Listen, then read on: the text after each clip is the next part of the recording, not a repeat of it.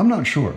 Is it showing off when you just bought your very first, very fancy, very expensive special edition of a book and you want to share that excitement?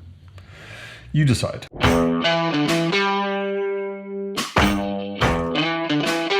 Thanks to everyone who throws their money into the bottomless pit that is my book buying habit. Hello, and welcome to Madame Books, where I talk about fantasy mostly, science fiction sometimes, and comics occasionally.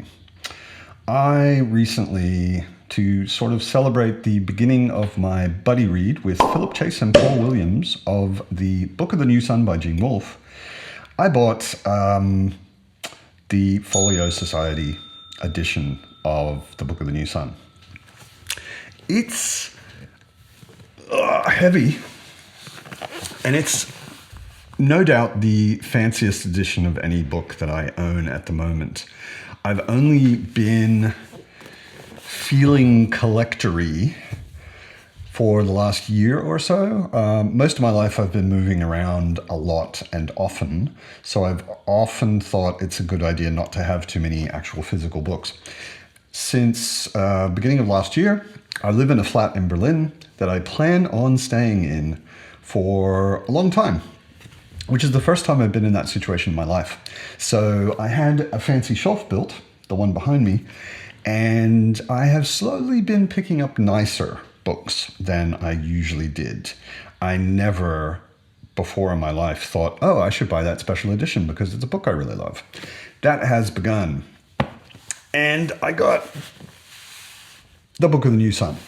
It's 4 books, each one bound into 2, so 2 volumes. One thing which I want to say, first of all, is this has a remarkable shelf presence, which really seems to me they really paid attention to the content of the book. By the way, if you're interested in the content of the book, I have got a review of the first book, Shadow of the Torturer, link up here, and on my collaborations playlist, you can find a chat between the 3 of us, Philip Chase and Paul Williams and I, about the first book and the second book, and we'll do the third book sometime soon. So, what do you get? You get this box, slipcase, with the sword of the main character, sort of in gold foil on one side, and a rose, which is also relevant, on the other side, both in silver foil. And then you get 2 books, which are beautifully done. The shelf presence I mentioned, these spines, the content of the book, the main character is a torturer, and the color that the torturers wear is called fuligen. And fuligen is the color that is darker than black. It basically looks like an emptiness cut out of the space of what you're looking at.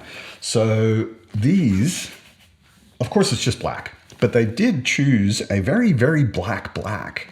And this shelf, where the camera is usually where I sit when I work. So I look up at my shelf very often, and every time I do, my eye goes straight to these because they're so black looking, which is super, super appropriate. The spines are embossed or debossed in red foil, so that they're a little bit shiny. And then the covers of each of these are these crazy, but very appropriate for the story, very graphic images, which are mysterious.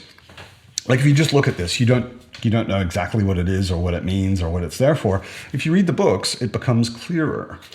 And they have a front cover illustration and a back cover illustration, each of them different. The first 2 books, mostly yellow and blue, and the second 2 books are mostly red and blue. So a very different feeling to those illustrations than the first ones. The interesting thing for me, because I really care about the artwork in a book, these are done by the guy who did the interior illustrations, which is hard to believe because the styles are so wildly different, but it's interesting. They have black page edges, but only on the top. I'm not sure about why. They're white on the side and the bottom, but black on the top. They have Fooligan end papers, no illustrations, and some lovely, simple graphic design inside. The whole book is printed in red and black.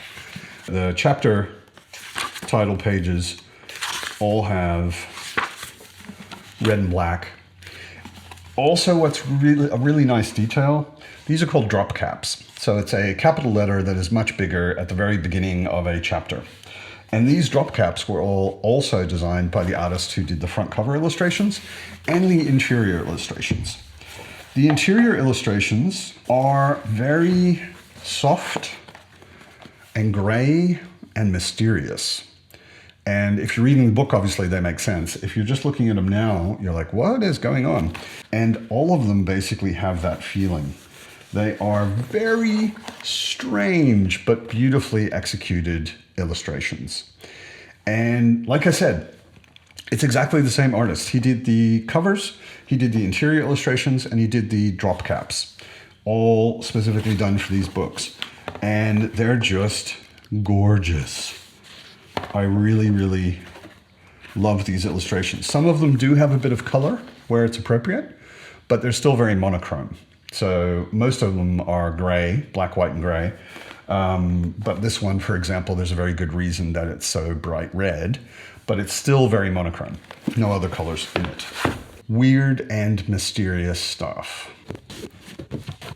So it's a really beautifully executed box set, special edition from Folio Society. They didn't send me this.